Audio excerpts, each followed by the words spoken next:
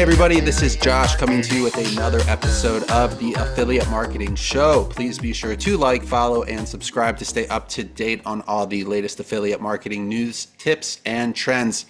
Once again, I'm Josh from OfferVault.com, the industry's largest aggregator of all things affiliate marketing. We also have the industry legend Harrison Gevirtz, as well as Mr. Pay-Per-Call Adam Young, and our very special guest today, new friend of the pod, Amber Gaige, Chief Marketing Advisor of Far Beyond Marketing and international best-selling author of the Far Beyond Marketing Guidebook. What's up, Amber? How are we doing today? How's it going, guys? Happy to be here. Happy to have you on the show. Looking forward to talking about the guidebook. I'm sure we'll get into that. But before we do, I got a couple questions for you. And before my original question, you mentioned before we started recording that you have a degree in music. So as you can see, this has a special place in Josh's heart. You're welcome to the Josh Sebo Drums and Guitar on the Wall podcast. We can have our own podcast. I'm rocking the fish hat today for any of my fish fans out there. So what kind of degree in music are we talking about here? And how did you I guess this kind of ties into my first question for you, but how did you go from a music major to international best-selling author of the guidebook? Yeah, I think it's kind of funny how many of us musicians and creatives got into marketing, because I think we figured out that music didn't pay the bills. It's a passion and we love it. But, dude, you just explained my life story, basically. There you go, right? Episode over. Peace out. Yeah. Yeah, well, when I was in college, I was like, man, at first I was going to college to be a veterinarian, and I was pre-med, and that lasted about half a semester until they weeded me out. And then I was like, what am I going to study? And I was like, marketing sounds good. I can apply that to being anything as well as a musician. You got to market myself. And then I actually did music professionally for a little while, and then kind of decided life on the road just wasn't my ideal scenario in terms of what I wanted going forward. But I'm curious what your journey was like. Where'd you go to school? What'd you study? And what was the journey like up until that point when you decided it wasn't going to pay the bills anymore? Yeah, really similar to you. I didn't want to live my life on the road, but I spent my entire childhood and adolescence and young adulthood pursuing music. So I had a piano minor and a vocal performance major. I went to Baylor University in Texas, and I traveled all around Europe and sang wonderful places all around the world: Budapest, Prague, Vienna, Florence, London. I've sung. Was this like a Baylor choir, or was this like you as a solo? No, this was all opera. This was all solo stuff. Sick. Yeah. Mm-hmm. Dope. Yeah. So you were doing opera. I was doing opera. Yeah. Wow. I'm little and loud, so there you go. Perfect. So what happened? Was it really? See, for me, it was not paying the bills, but also I had to ask some hard questions, like, what does my ideal situation look like? Yeah. And am I happy there? Right. I have 2 kids now. I wanted to be a present father and raise a family and all that. And I'm like, do I want to be away 6 months of the year if I'm in this huge rock band, best case scenario, like a fish, right? That's my best case scenario. And I ultimately decided I didn't, which took me 6 months to even admit to myself. And it was the hardest decision I ever made, because my whole life, that's all I thought I was going to be. Was yours kind of a similar thing, or was it really just more about the fiscal aspect and the day-to-day struggle and the lack of stability, I guess is a better way to put it? Totally everything that you just said, Josh. It was, I knew that I wanted to have a family. I'm a 3rd-generation entrepreneur. I knew what life was like to run a business and to take care of a family. I'm a single mom now. I have an 8-year-old son that I homeschool part-time, as well as running my agency. I've got 18 team members. And as I was coming out of the university and thinking about what my options were as a performer, I thought, wow, I am going to have a 5-year calendar where I book gigs 6 months out. I'm going to be on the road constantly. And when you're finally done being a road warrior, then what are your options? You become a music teacher at some level. And that was not my temperament. I knew that I didn't want to teach. And I knew what entrepreneurship was like, having grown up answering the phones for my dad's plumbing company when I was 8 years old.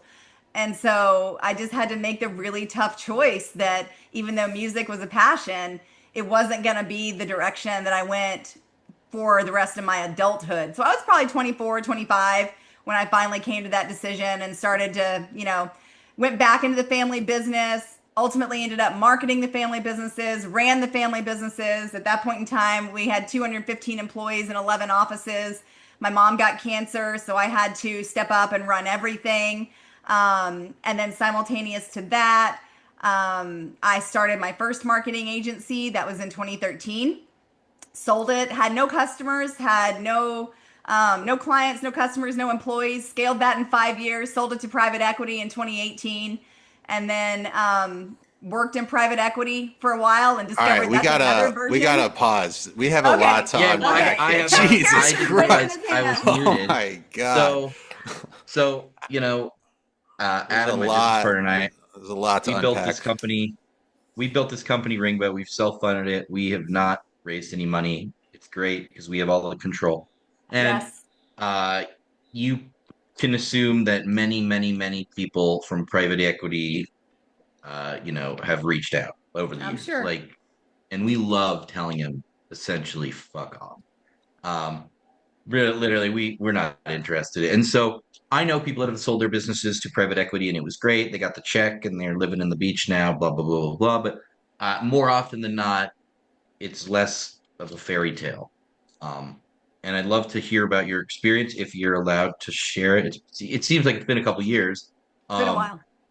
what do they promise? What happens? Like, tell us, give it to us. I'd love to know how this works because it's something that's fascinating to me, and I think a lot of people build businesses with the goal of selling it, and that's Mhm. great, but that's when you find a predator buyer.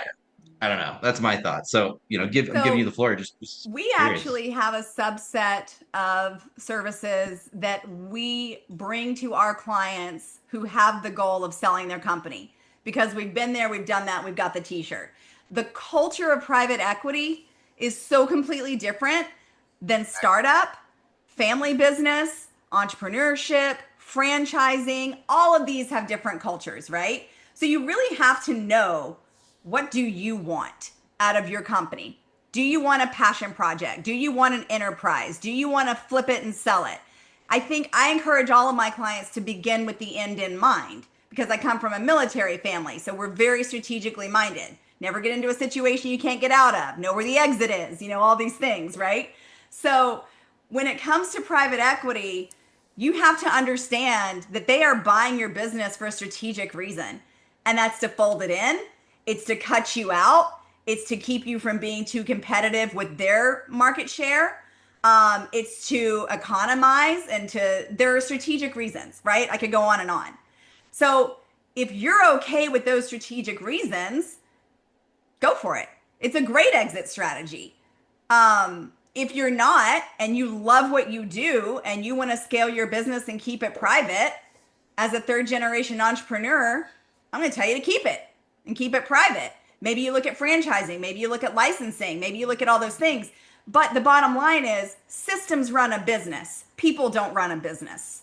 And I think the sooner that entrepreneurs grasp that and put processes in place, your EBITDA goes up naturally, your profit margin improves, and your life gets better.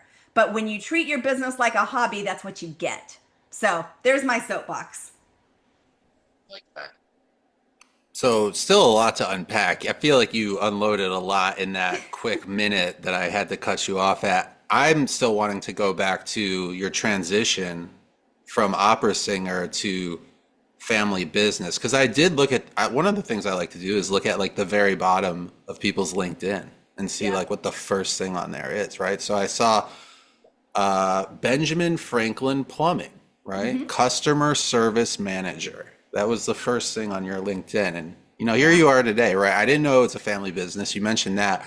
But I remember like the first few days of my transition out of the music space. And it was actually into OfferVault where I am now. It's almost been 10 years, which is crazy. But I had like crazy imposter syndrome. Yeah. Like, did you experience that a lot, or was it less because it was like a family business? So I don't know. I'm sure that added like a different dynamic that I didn't have as well. So what were like the first year or two like, and how did you kind of get the tools under your belt to, move up and do bigger things as time went on? Yeah, it was utter and sheer hell, to be totally honest. So I got a call. My first job after finishing my music degree was as a marketing manager for a direct mail advertising firm for car dealerships. And I was the only female in the office. And one day my boss walked in and said, "I'm letting you go because I just don't like you." And I went, "Okay, That's fair. thanks." Yeah. I didn't know Direct. about unemployment at that point in time, so I just went home and cried. I mean, what are you going to do? Fresh college grad, right? So I called my parents. My dad is a plumber. My mom has 3 business degrees, and they, at this point in time, were running 3 different plumbing companies. And I said, "Hey, I got fired today, but don't worry about it. I'll find another job." Because I was living about 3 hours away from home at the time, independently. And I got a call from my mom about 3 days later, and she said, "I need you to move back up to Dallas. I'm going to give you the shittiest job in the entire organization. And I know you can handle it because you used to do it when you were in high school part time, and it was running their call center." She said, "You're going to answer the phones. You're going to train the customer service reps. You're going to staff our 24/7 call center. You're going to dispatch the techs, and you're going to book the calls." And she said, "I've gone through 5 call center managers in 5 years, and I'm going to throw you to the wolves because it's the shittiest job in the whole company. And if you can survive it, then you'll be tough enough to handle other assignments." I was hungry. I was poor. I didn't have any options. I looked at my fiance at the time and I said, "I think I'm moving to Dallas." And he said, "When?" I said, "Next week." So went back into the family business. We happened to be the first franchisees in the country for Ben Franklin Plumbing. Now there are over 900 locations. But my parents helped to write the operating procedures for that franchise. So very early on, I got to learn. I even sold franchises for a time. So I got to sit on the board ultimately of the franchisor and help to guide the marketing on a national level, fast forwarding about 10 years from when I did move back and answer the phones 24/7. I got a really robust, by survival, education in franchising, plumbing, entrepreneurship, and marketing through the School of Hard Knocks. And that is when I started to really understand the difference between marketing for a return on investment versus marketing for branding. Ultimately, then marketing for national chains, which is what I got to do when I sold to private equity. What was your experience like working in a family business? I've never done it.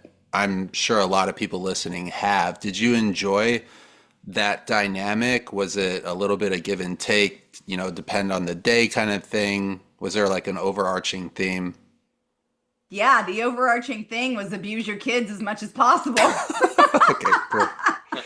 Sounds There was good. no nepotism. I remember my dad telling me one day, he goes, "If you're tough enough to work for me, you're tough enough to work for anyone. So I'm not giving you any favors." And he was right.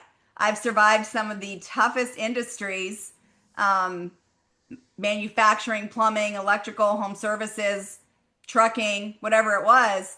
I've been able to develop a thick skin and work with the opposite sex very successfully and respectfully because nothing comes personally.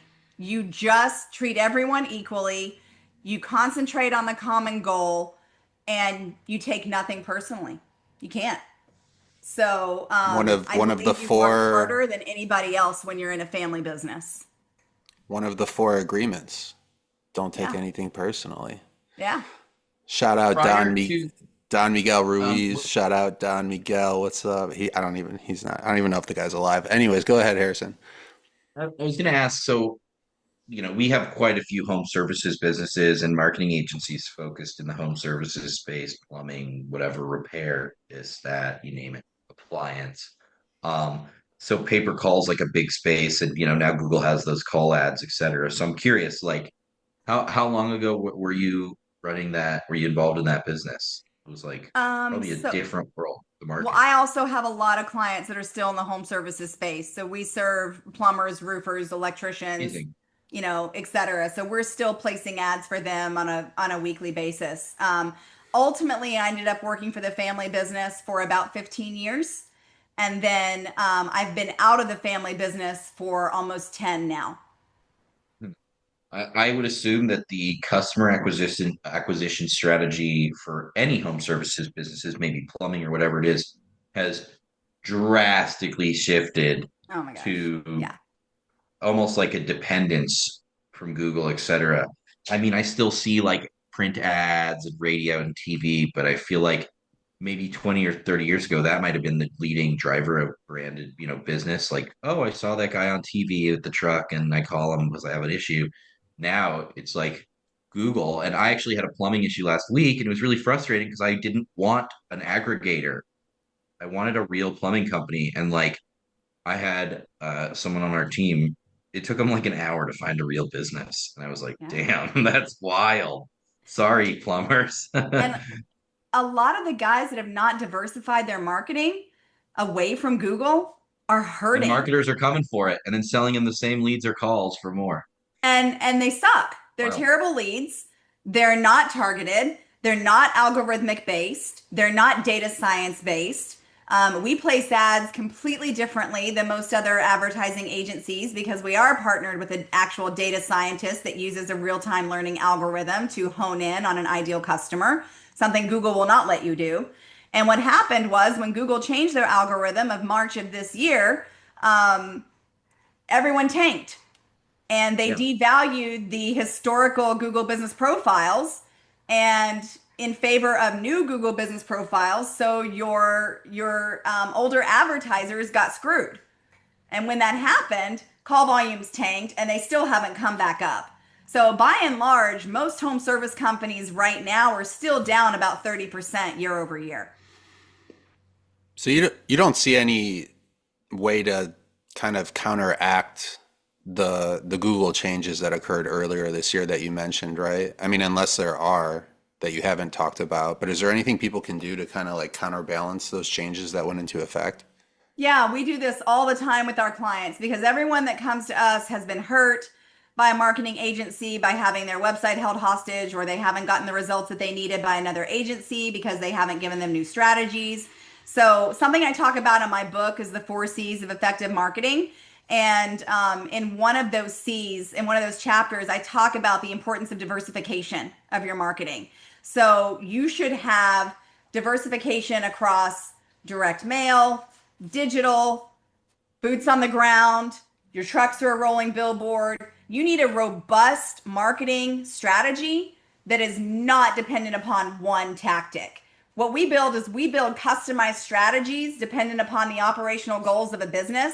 And those operational goals then form the marketing strategy, which is then broken down into the specific tactics that that business needs based on their ideal customer demographic. So no one should have all their eggs in one basket.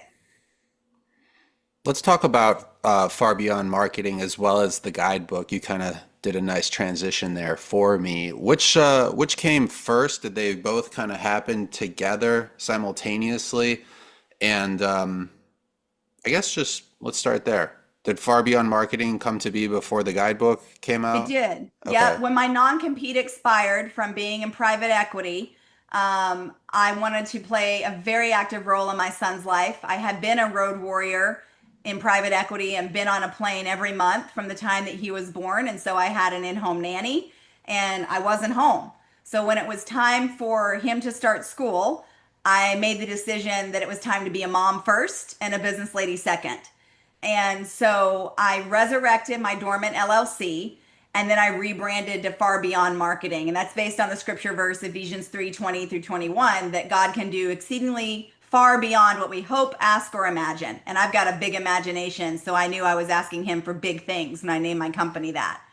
So it was started with the intention of serving entrepreneurs to bring enterprise level strategies to entrepreneurs, the 54 million entrepreneurs in America, and simplify marketing so that they could achieve their goals, whether it was selling their company or expanding their business, whatever it wanted. I knew that I could crack the mystery of marketing for hardworking men and women across the US because I had done it for my family.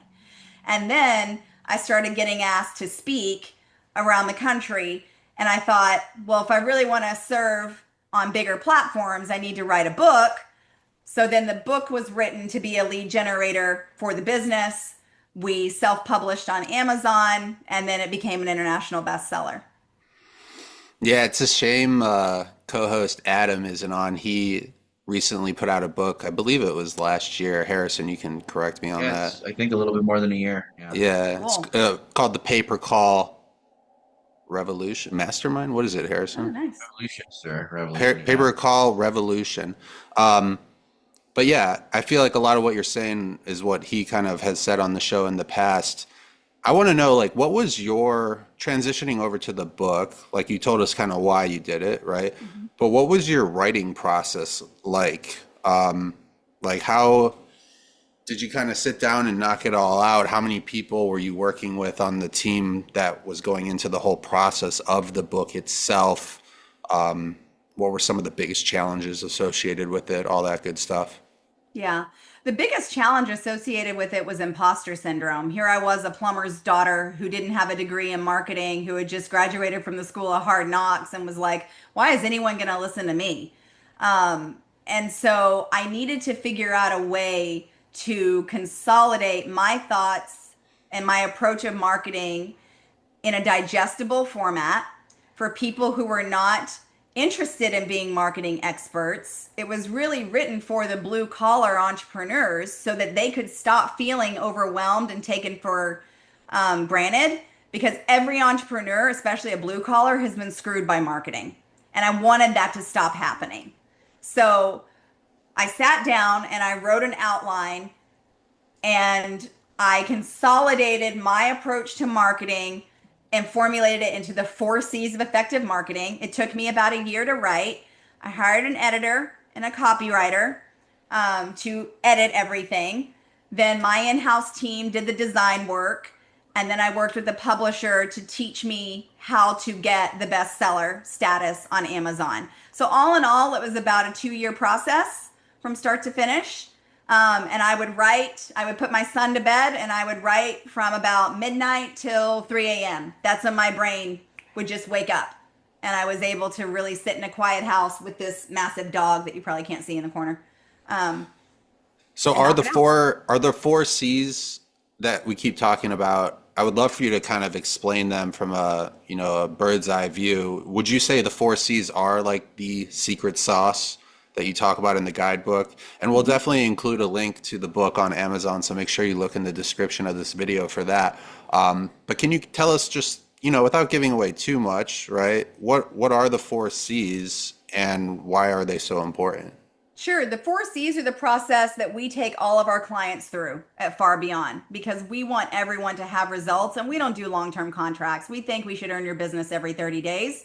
And if we're not getting you results, you have every right to go where you want to go. So the foundational C for us is clear copy. I'm a story brand guide. There's about 300 of us globally. I studied with Donald Miller and learned his 7-part framework. If you can't clearly describe what you do in 4 seconds or less, you're making people bored and they're not going to pay attention to you. So we take everyone through the story branded process and make sure that their messaging is concrete before we ever place an ad for them. Because people bounce off a website in 2 seconds or less now. So why would you pour money at the top of the funnel to go to a shitty website that people are going to bounce off of and you're never going to get a result? So the first thing we do is clear copy. That's the first C. Second C? Walk us through all 4 if you don't mind. Okay, sure. Yeah. The Yeah. second C is consistent branding. It's not enough to have a brand on a truck. It's not enough to have a brand on a hat. You need to be everywhere because it's a frequency over reach game. So I tell everyone starting a business, it's guerrilla warfare. You better kiss babies and shake hands and go to the chamber and make your presence known on a local level before you branch out nationally. So that means your branding needs to be consistent and clear and concise everywhere you put it. Trucks are a rolling billboard. Resist the urge to do massive variations and be really, really bold with how frequently you're putting your branding out there. So consistent branding that also mirrors your clear copy is really important. If you're in a cat business, don't put a picture of a dog. And that sounds so stupid, but if you look at these websites, the copy on the website doesn't match the pictures. And you're like, what are you doing? What about Chick-fil-A's branding? Chick-fil-A's branding makes sense, right? They've got a C and Right, it's right, eat more chicken. What do right, you want? right. What do you want me to do? You want me to eat more chicken? Okay, cool. I'll eat more chicken. So we got clear copy, we got consistent branding. That all makes perfect sense. Where are we going from there? Customer demographic is the third C. Know who your customer is. Don't be afraid to niche down. Studies show us again and again that the more niched you are, the more you can charge and the more of an expert that you are. When we start a business, we are hungry for all the work and we want to be everything to everybody, but that leads to chaos, burnout, and frustration on your team. So knowing who is actually buying from you and why, knowing what kind of offers, calls to action, and incentives you need to offer for those customers to sell to them is really, really important. We will actually do a demographic study of a database and tell you psychographic, geographic, motivations. This is who's buying from you. And you'd be shocked how many people are actually shocked because they think they're selling to one group of people, but it's another group of people that's actually buying their product.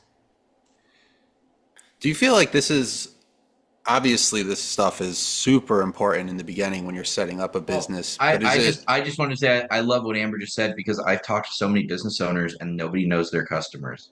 Nobody. It's like I, you should probably figure that out first. Like, I Especially was gonna before you run ads, right? how yeah.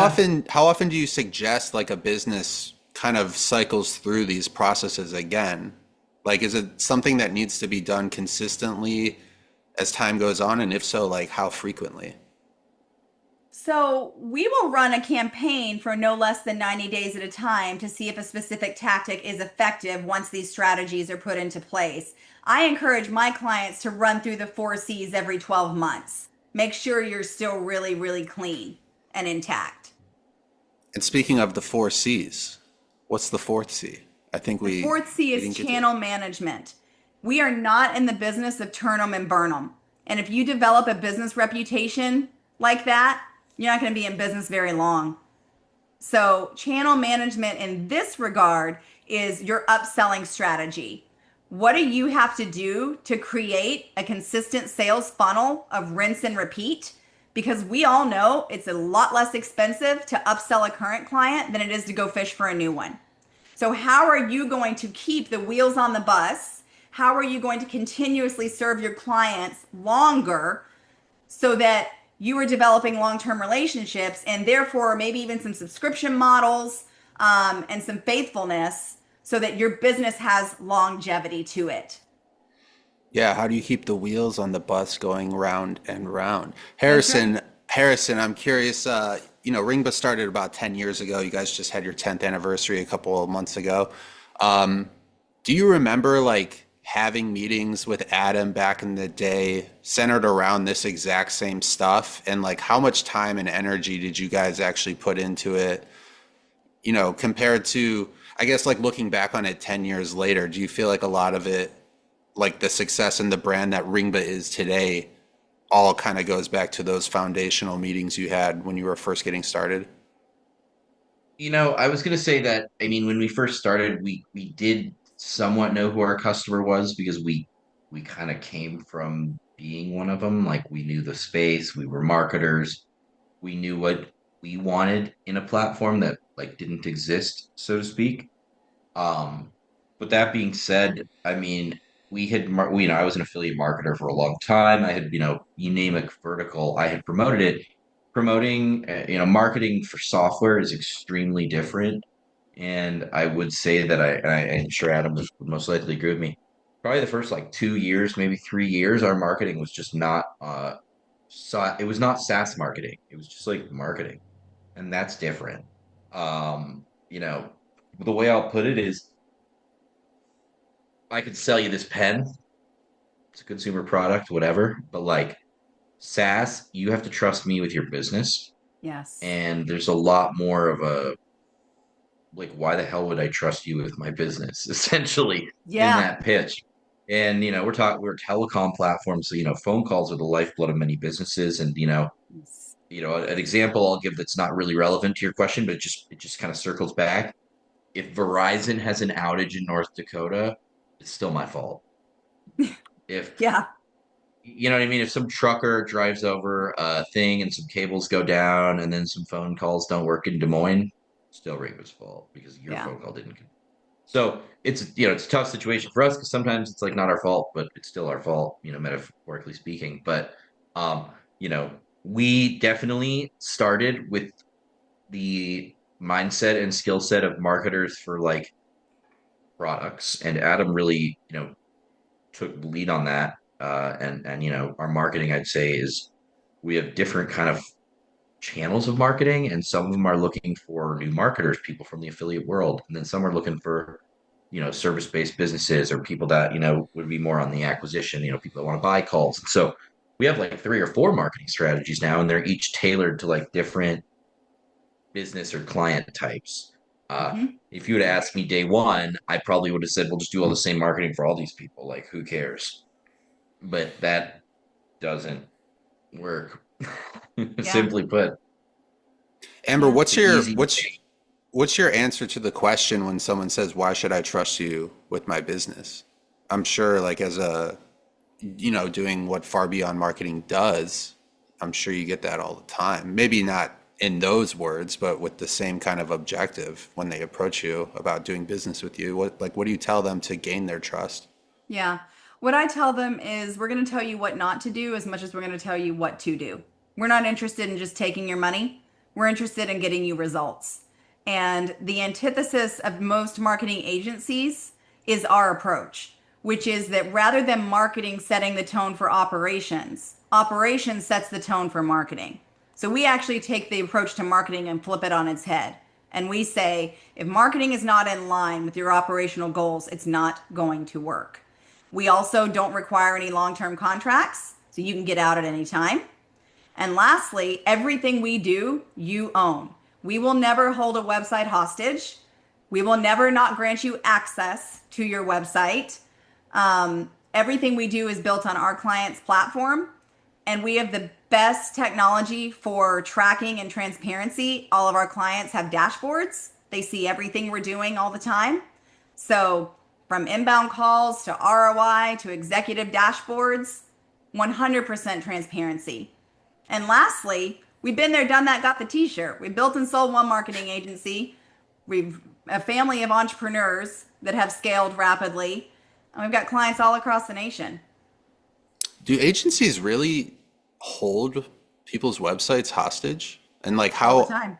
yeah. So how does that work? I mean, like I will how not name names, but I will give you an example of something that happened we this want month. names. We want names. No, I'm just kidding. There's a very well-known marketing agency for the trades, and they had promised a client, a potential client of ours, a roofer, the world. They charged him $30,000 for a new website.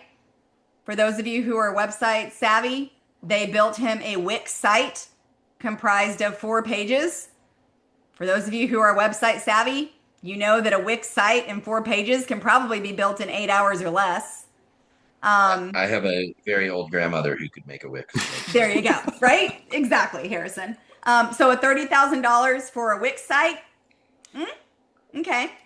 Um, then they maintained the hosting and they maintained the access. So when he did not get leads, No, I know where this is going. go ahead, finish the story, Harrison, because I guarantee you you'll be right. he said, "We're not working together anymore. This sucks. Your services suck." And they didn't just say, okay, they shut the website down or turned it off or terminated the subscription. They just fucking, they said, okay. And jerked everything out from underneath him, Dude, maintaining it's like a all of the Logan. assets that he had paid for. Here's my question Wow. to that. Not saying it's right or wrong. What did the contract say? The contract said that it belonged to him. Oh, The guy. Hmm. So So did you he is in sue him? litigation with them right Oh. now. Okay, good. Okay, good. Good. yeah, yeah. Yeah. Yeah. No, because that's just despicable. That's just super shitty. It's also like this guy isn't running, 1,000-person business. I'm assuming he's a small It's a businessman. He one-man probably shop. has. Yeah, exactly. It like hurts my soul. Like, It dude. hurt our soul. $30,000 plus a $1,500 a month monthly ad subscription, and he got one lead from them. So what we were able to do is we were able to get in there with the limited access that he had been granted. We built the exact same site for him in a day and had him up and running before the old site went down. And that's why you should hit up Far Beyond Marketing, And I right? will say this: whoever that firm is, you should have named him because that's fucked up. I know we're not, but that bothers me. It's a It's like problem. It's a it's problem. like because I bet you he's not the only one. He's just the first guy who sued him. No, he's not the You got to only think one. about the guy that like this 30 grand was all they had, sold some stocks, 401k, whatever it is, because his, bathroom remodeling business is not growing because Google's crushing him and he spends that and they give him this dog shit website.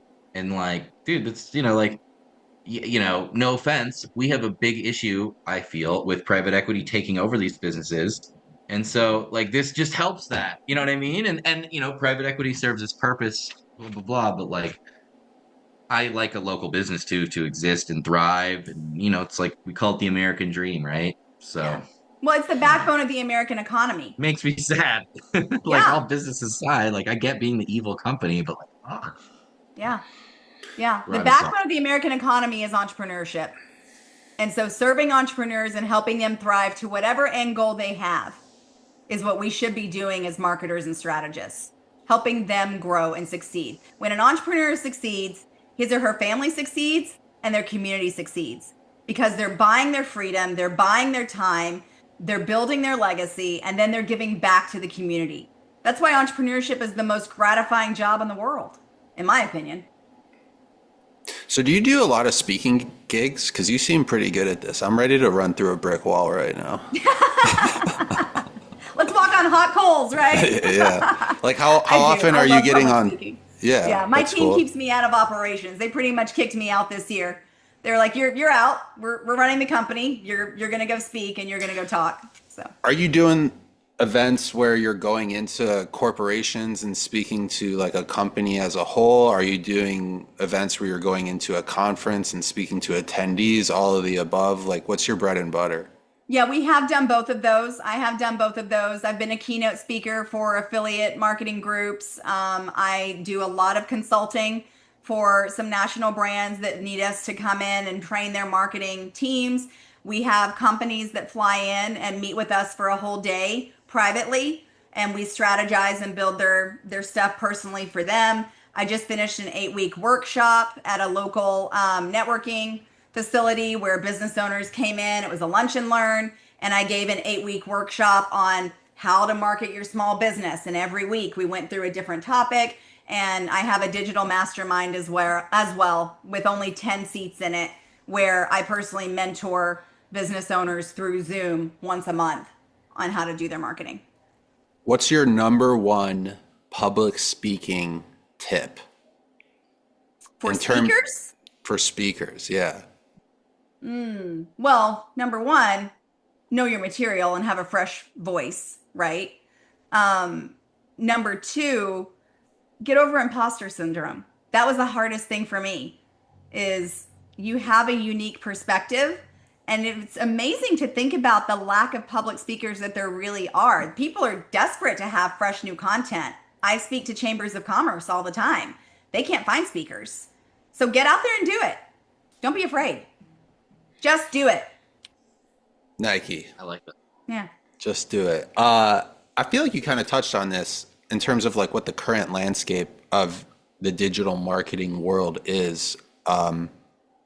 Like, is it people's sites getting held hostage by agencies, or is that like kind of an outlier? And second part of what is the current landscape is, where do you see the industry going, over the next 5 to 10 years, maybe 2 to 5 years, if that's too far away for you? Like, what are the things people need to be thinking about now to make sure they're not holding the bag 5 years from now? Yeah. Well, number one, never build your house on someone else's land. So when we talk about people owning your website, that's been the case for years. Agencies have been playing that game for years. I think that business owners are waking up to technology because they have to. And so they are no longer accepting the Wizard of Oz kind of marketing. Don't see the man behind the curtain. We'll just, give you magic fairy dust and give you phone calls and don't worry about how we do it. No, people are getting a lot more savvy when it comes to analytics and data science. I think right now the current landscape is that if you're not doing digital marketing and you're not embracing AI, you're behind. You might as well accept the fact that Google runs the world. Suck it up, Buttercup. You got to pay to play. Suck it up, Buttercup. Suck it up, Buttercup.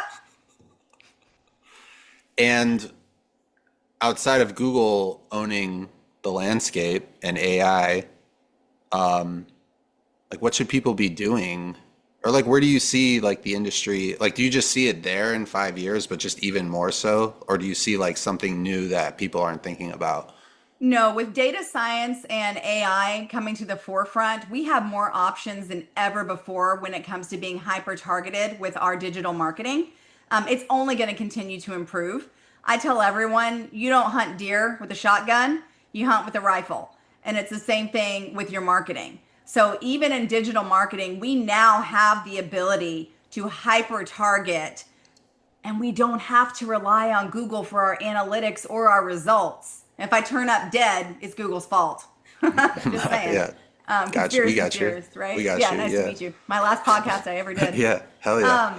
But AI and data science is going to continue to empower agencies to create powerful algorithms, customized results, and hyper targeting. And so how is Google going to keep up with this? They're going to continue to diversify their platform and charge us for more and more things. Rumor on the street is they're about to start charging for Google business profiles and leads through Google business profiles. So get ready. The anti-monopoly lawsuit that Google had with the United States of America is only prompting them to continuously try and, figure out ways around it. So, Harrison, what are your thoughts on Google's, kind of monopoly-esque place within the space right now? And I guess, I mean, it's unfortunate that this is, when I was a marketer, I could buy traffic from like 30 different companies. And now, like, if I think really hard, I can maybe think of 6 to 8 of them, maybe.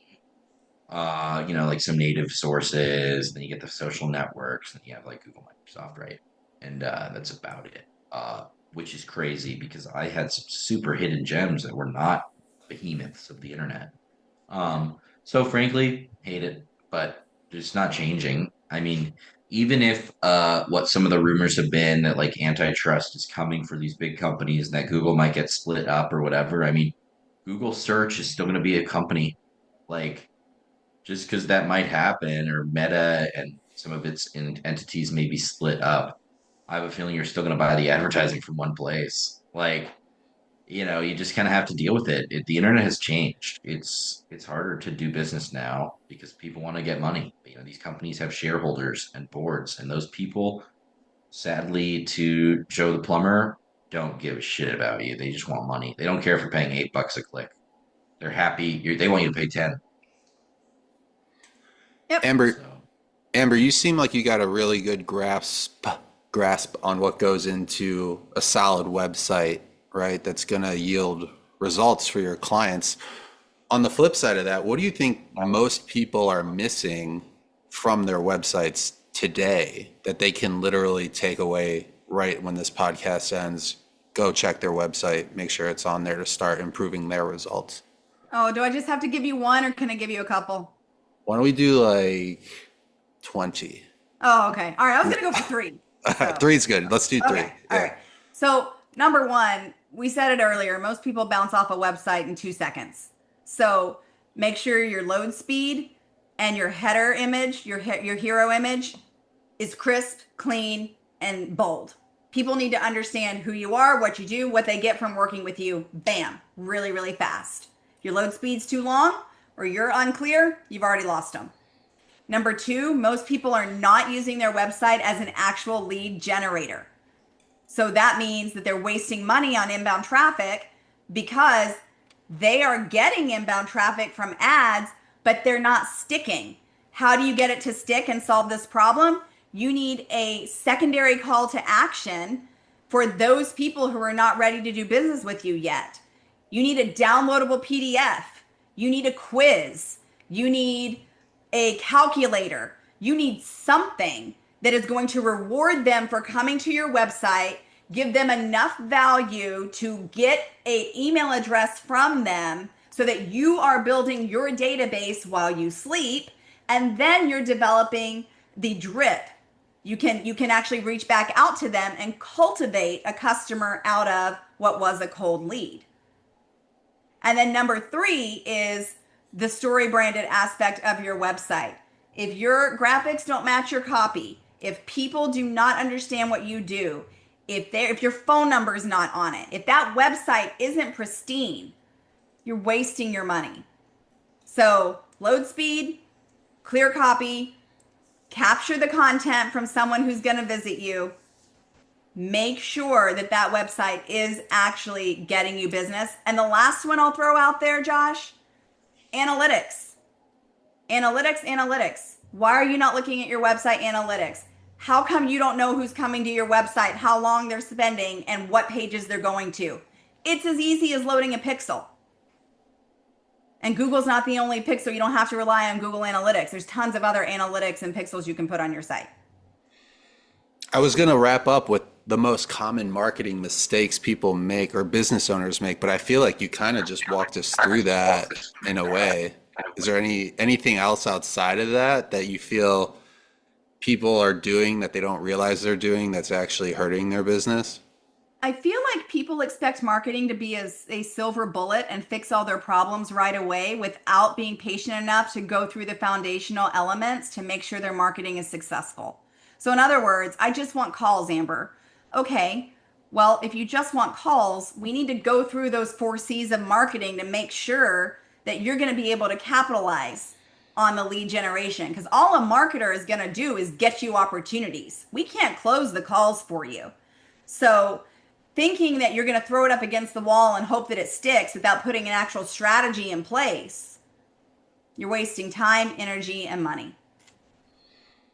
Well, speaking of the 4 C's, make sure you check out the Far Beyond Marketing Guidebook. You can find a link to it on Amazon in the bio of this video to help set you up for success when it comes to digital marketing and getting your business off on the right foot. For myself, Josh from OfferVault, the industry legend Harrison Gevirtz, as well as our special guest and new friend of the pod, Amber Gaige, Chief Marketing Advisor of Far Beyond Marketing and international best-selling author of the Far Beyond Marketing Guidebook. Let's make that paper. Let's make that dough. This was the Affiliate Marketing Show.